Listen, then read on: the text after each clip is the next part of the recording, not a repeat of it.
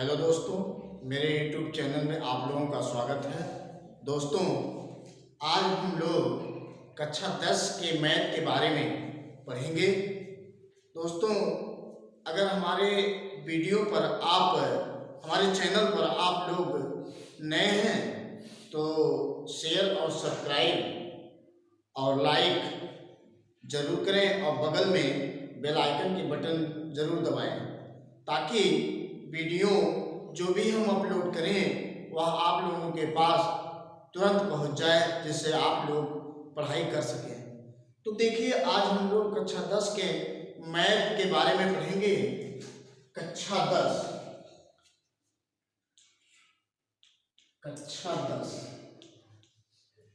का पहला चैप्टर है वास्तविक संख्या।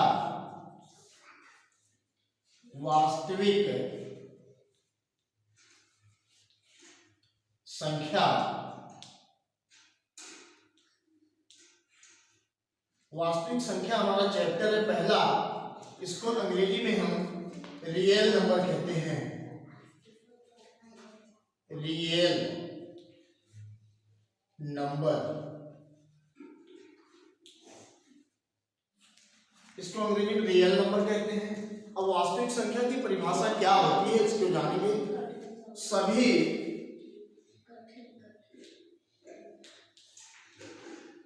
परिमेय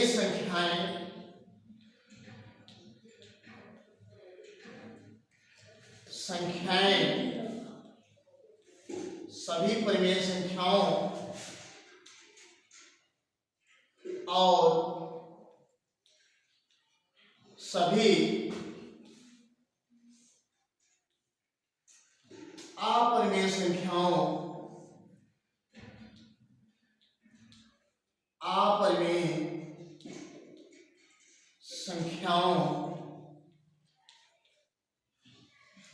का संग्रह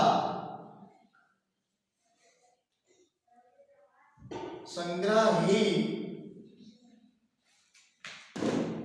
वास्तविक संख्या कहलाता है। वास्तविक संख्या कहलाता है।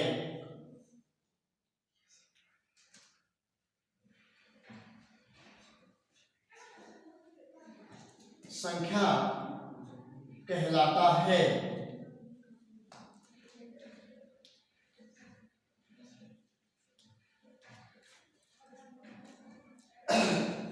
दोस्तों, हमने देखा तो वास्तविक संख्या क्या होती है। सभी परिमेय संख्याएं और सभी अपरिमेय संख्याओं का संग्रह ही क्या कहलाता है, वास्तविक संख्या कहलाता है। परिमेय संख्या के बारे में हमने पिछली जो वीडियो हमने अपलोड की थी 9th की, उसमें हमने बताया था कि परिमेय संख्या क्या होता है। और कक्षा 8 के भी जो हमने मैथ बताए थे उसमें भी बताए थे कि परिमेय संख्या क्या होती है। तो अपरिमेय जो होती है, अपरिमेय संख्या जिन संख्याओं को या जिन भिन्न को हम p/q के रूप में ना व्यक्त कर सके, वही हमारी क्या होती है, अपरिमेय संख्या होती है। तो परिमेय और अपरिमेय संख्याओं का ही कलेक्ट कर देना या इकट्ठा कर देना ही क्या कहलाता है, वास्तविक संख्या कहलाता है। अब आगे देखते हैं हम लोग। अब हम लोग पढ़ेंगे यूक्लिड की प्रमेयिका।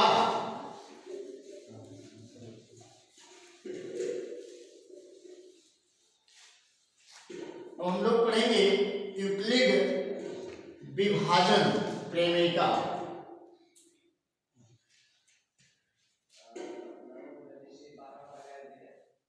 यूक्लिड विभाजन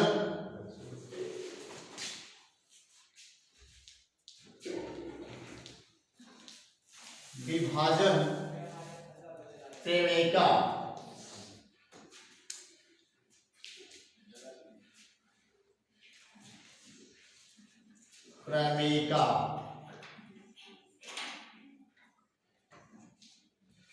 दोस्तों, थोड़ा सा लाइट हमारे यहाँ कट गई, इसलिए थोड़ा सा अंधेरा हो गया, इसके लिए हम क्षमा चाहते हैं।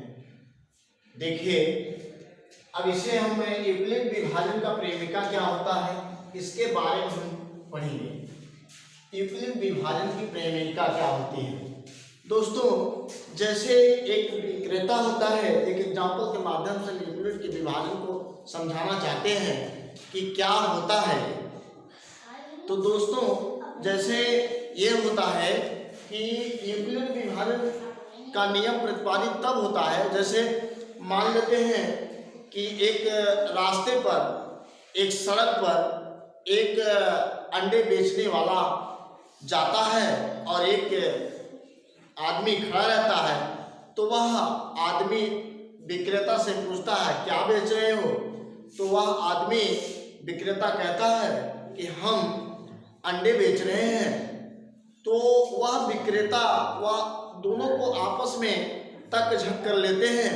इसके बाद जो है वह जो आदमी था वह विक्रेता के जो अंडे होते हैं वह छीन करके रोड पर फेंक देता है। जब रोड पर फेंक देता है तब वह जो विक्रेता होता है वह ग्राम पंचायत मुखिया के पास जाता है, वहाँ से अपनी शिकायत बताता है। तो पंचायत मुखिया वहाँ उससे पूछते हैं कि तुम्हारे अंडे कितने थे। तो वहाँ वो बताता है कि दो दो गिनने पर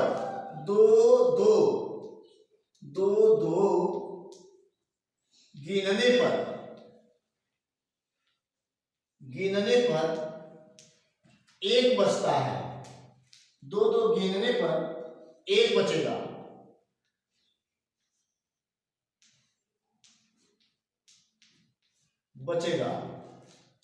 तीन तीन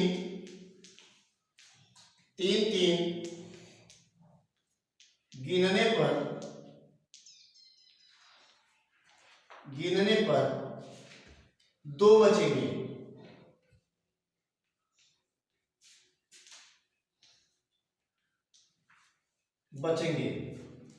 और तीन तीन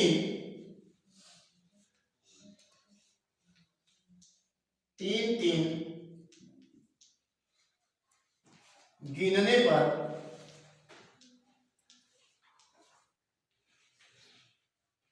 पर और तीन सॉरी यहां पर दो बार हो गया है।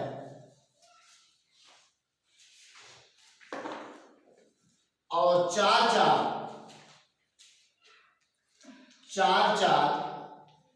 गिनने पर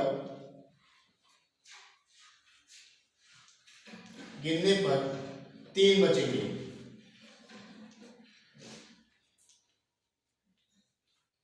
बचेंगे। इस तरह से बारी बारी से वो करते। ऐसे कहा कि पांच गिनने पर चार बचेंगे और छह गिनने पर पांच बचेंगे और सात गिनने पर कुछ नहीं बचेगा। इस तरह से उन्होंने ये जवाब दिया।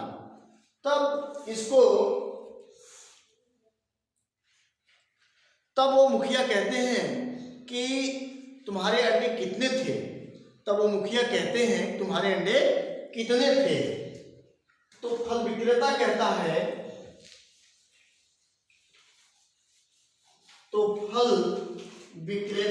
है कि हमारे पास कुछ अंडे थे और टूटने के बाद जो हमारे टोकरी में अंडे आते थे 150 से ज़्यादा नहीं आते थे। तो वह अंडा हमको पता नहीं है दोस्तों कि हमें अंडा कितने मालूम था। तो हम दोस्तों यहाँ पर मानेंगे, माना विक्रेता के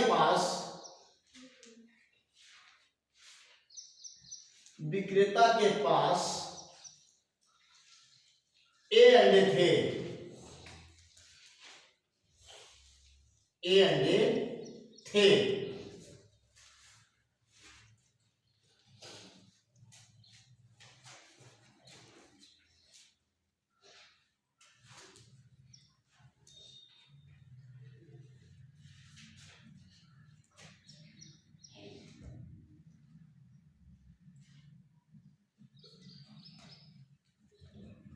अब देखिए दोस्तों, अब चूंकि वह बताया था कि हमारी टोकरी में 150 से ज्यादा अंडे नहीं आते थे, यानी 150 से ज्यादा अंडे नहीं आते थे, वह विक्रेता बताया था।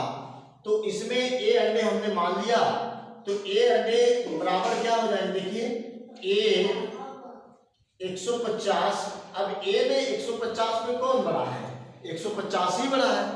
अब इसमें बताया है कि ए संख्या 150 से छोटी है, ए संख्या जो है 150 से हमारी छोटी है, ए वाली। तो अब इसमें ये बता रहा है कि साथ साथ गिनने पर, कि साथ साथ गिनने पर, साथ साथ गिनने पर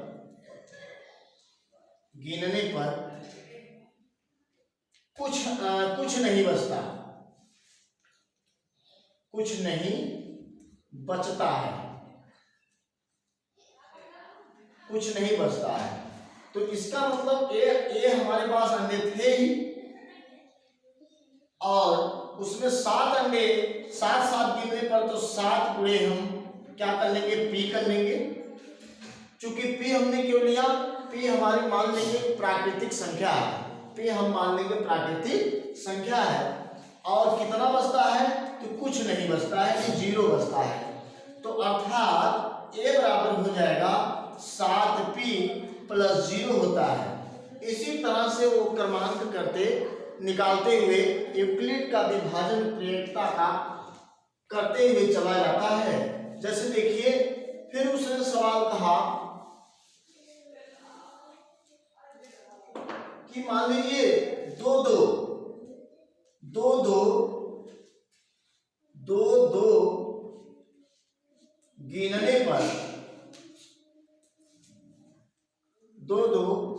गिनने पर 1 बचता है, गिनने पर 1 बचता है,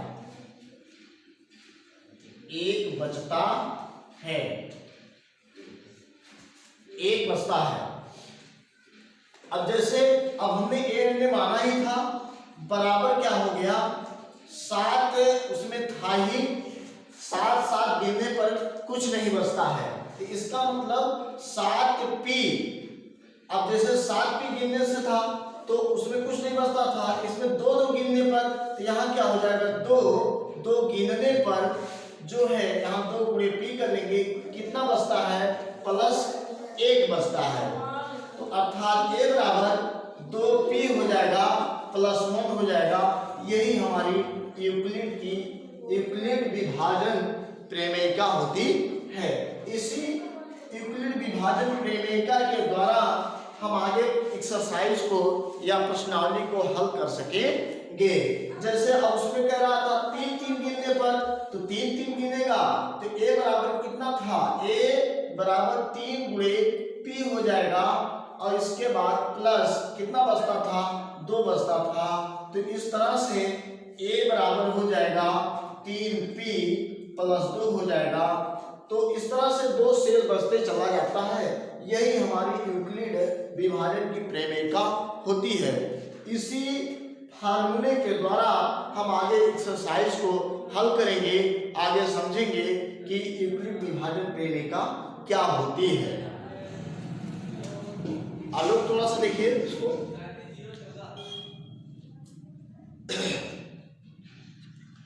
तो अब हम देखेंगे, तो अब ये यूक्लिड विभाजन की प्रमेयिका यही होती है। अब इसी फार्मूले से इसको हम आगे जैसे जैसे 3 कर रहा था, 3 गिनने पर 2 बचता है, तो यहाँ 3 रखेंगे, और इसके बाद यहाँ p हो जाएगा और 2 बचेगा, शेष बचेगा 2। तो इन दोनों को करने का मतलब है कि जैसे p हमने क्यों लिया, p एक प्राकृतिक संख्या लिया कि इतना है, p हमने क्या लिया, एक प्राकृतिक संख्या लिया, और 2 गिनने पर वह विक्रेता करा, 2 गिनने पर जो है कितना बचता है, 1 बचता है। इसी फार्मूले के द्वारा हम जो है क्या करेंगे, प्रमेयिका यूक्लिड विभाजन प्रमेयिका को सिद्ध किए। अब इसी के द्वारा हम अगली प्रश्नावली को हल करेंगे। अब चलिए आगे देखते हैं।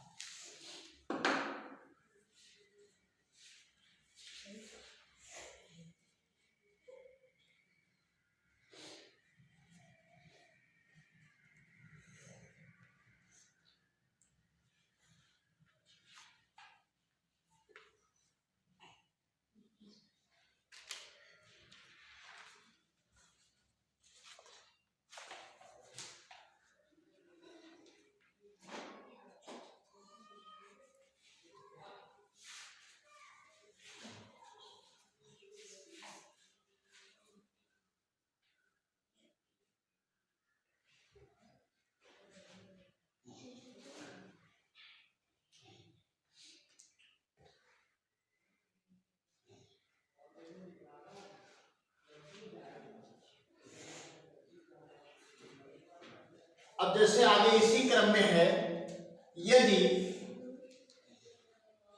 दो धनात्मक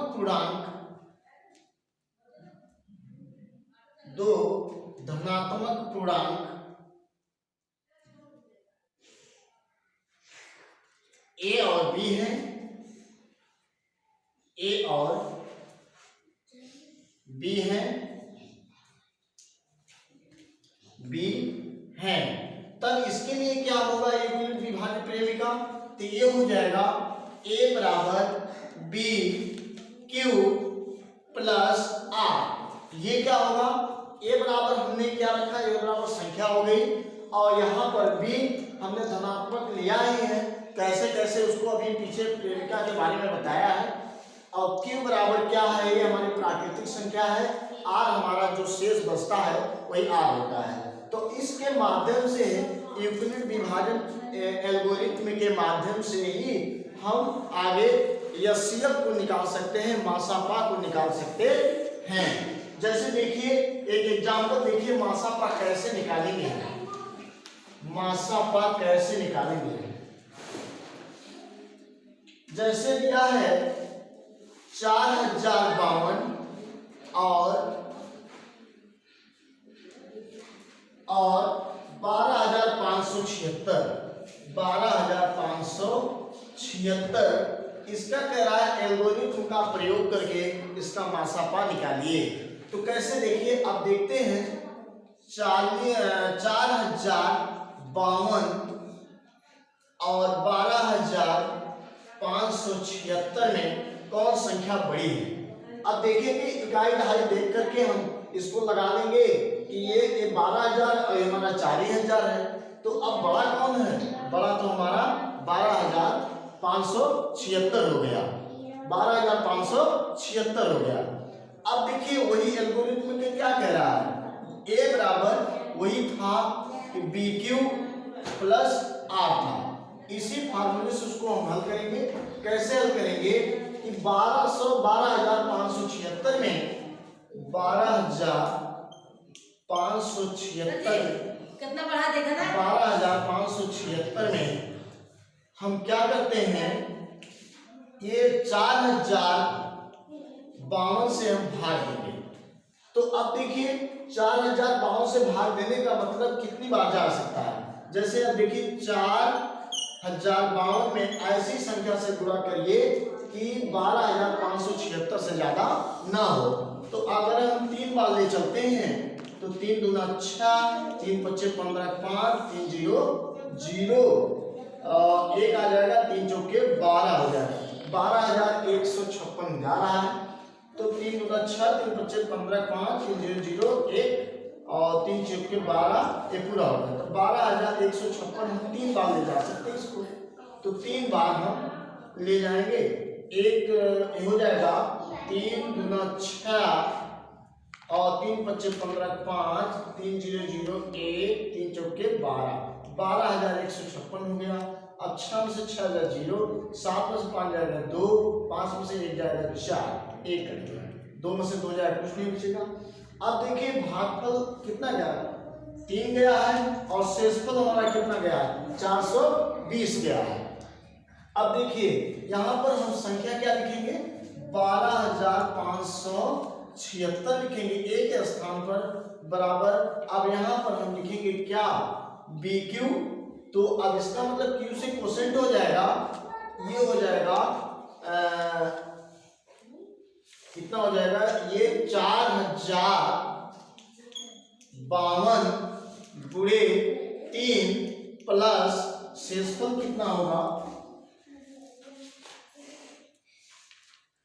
शेषफल हमारा हो जाएगा, शेषफल हो जाएगा हमारा, जो शेषफल आया था 420। अब देखिए तब तक हमें प्रक्रिया करते रहेंगे जब तक हमें ये 0 प्राप्त, शेषफल 0 प्राप्त नहीं हो जाता, तब तक इसको हम करते रहेंगे। अब देखिए फिर वही प्रोसेस करेंगे। अब हमें क्या मिला है, अब इससे करेंगे, संख्या हमारी ए बन जाएगी, 4,052 बराबर हो जाएगा। अब हम 420 से भाग देंगे, 420 से भाग देंगे, तो हम भाग दे करके देख लें कहीं पर, जैसे 4052 में हम क्या करेंगे, 420 से भाग देंगे। अब देखिए इसमें क्या होता है, भाग देंगे तो कितनी बार जा सकता है। मान लीजिए 2 बार ले चले, कितना होता है, देखिए 4052 होता है। अब ऐसी संख्या 4020 में हम ऐसी संख्या से गुणा करें, मान लीजिए करते हैं 2 से गुणा, 2 0 0, 2 चौका 4 और 2 चौके 8, 840। ये तो अभी भी कम है, ये हमारा अभी भी कम है। तो हम इसको कितनी बार ले चले देखते हैं।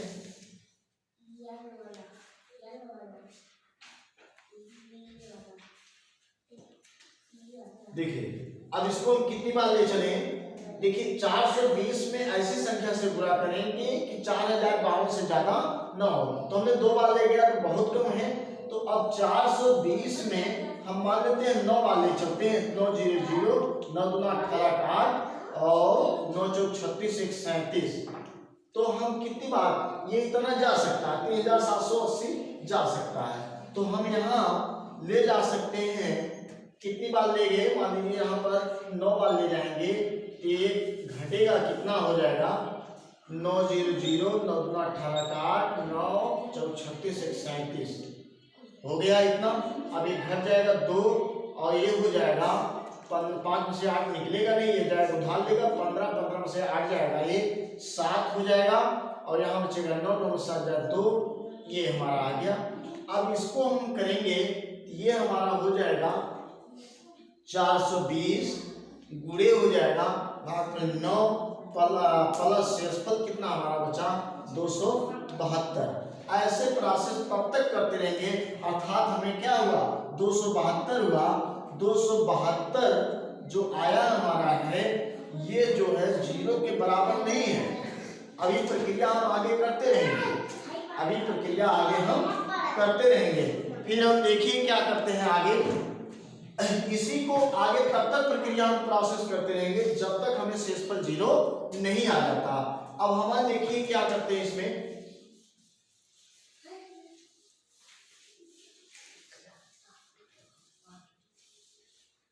अब हमें सवाल जो था, जैसे था 4000 कितना था 52 था बराबर 420 गुणे हमारा था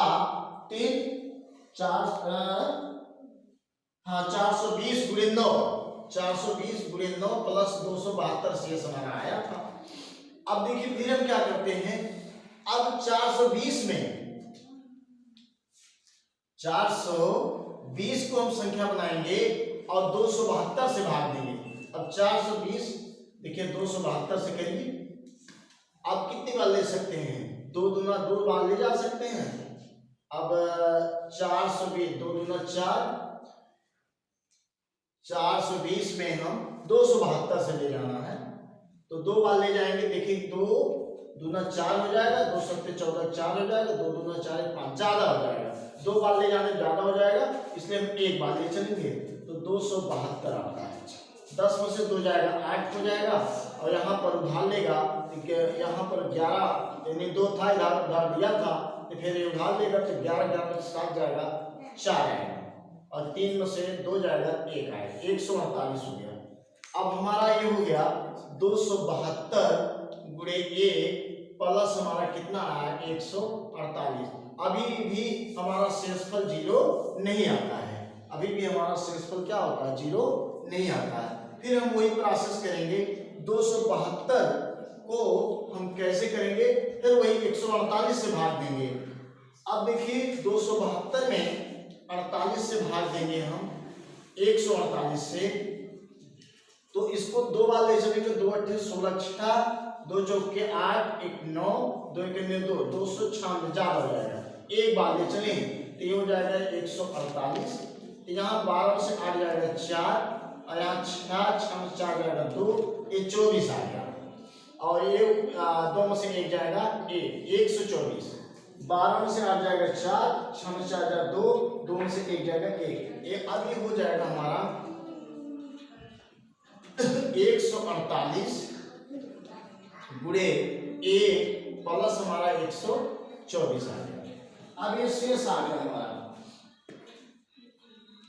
अब फिर हम इसी को प्रोसेस, तब तक वही एल्गोरिथम का प्रयोग करते रहेंगे वही। अब देखिए जैसे अब फिर हम क्या करेंगे, 148 यहाँ लिखेंगे। अब इसको हम 124 से भाग देंगे, तो 148 में 124 से भाग देंगे तो इसको कितनी बार, एक बार ले चले तो ये हो जाएगा 124, 8 में 4 जाएगा 4, 4 से 2 जाएगा 2, ये 24 हो गया। अब यहाँ पर लिख सकेंगे 1 प्लस हमारा क्या आ गया 24, ये 24 आ गया। अब देखिए अभी भी शेषफल हमारा 0 नहीं हुआ, तब तक प्रोसेस करते रहेंगे। जैसे फिर देखिए अब 124 हो गया, तो 124 को हम रखेंगे, अब बराबर हम यहाँ 24 से भाग देंगे, तो 124 में हम 24 से भाग देंगे तो 24 25 कितना हो, 5 चौक की 20 की 0, 5 गुना 10 2 12, 120, तो 25 ले चलेंगे 120 हो जाएगा, ये 4 हमारा शेष आ जाएगा। तो यहाँ हमारा क्या आ जाएगा 24 गुणे 5 लिखेंगे और प्लस हमारा शेषफल हमारा क्या आ गया 4। अब देखिए अभी भी शेषफल हमारा क्या है 4 आ गया है। अब फिर हम क्या करेंगे 24 में हम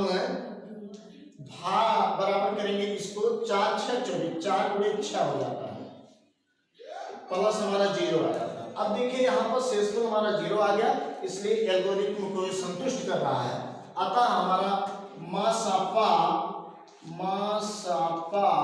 क्या होगा हमारा, यही 4 से पूरी तरह से कट रहा है,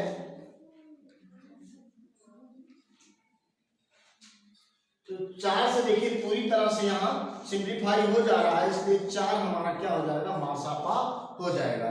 इस तरह से हम एल्गोरिथम का प्रयोग करके हम किसी भी संख्या का मासापा का प्रयोग कर सकते हैं। दोस्तों आज हम इतना ही बताएंगे, अब अगले वीडियो में हम बताएंगे आगे जो एक्सरसाइज बताएंगे। तो दोस्तों अगर हमारी ये वीडियो पसंद आए तो वीडियो को शेयर और लाइक और सब्सक्राइब जरूर करिए और बेल आइकन की बटन जरूर दबाइए। मैं आपकी कामना के लिए, उज्जवल भविष्य के लिए कामना करता हूँ। Thank you.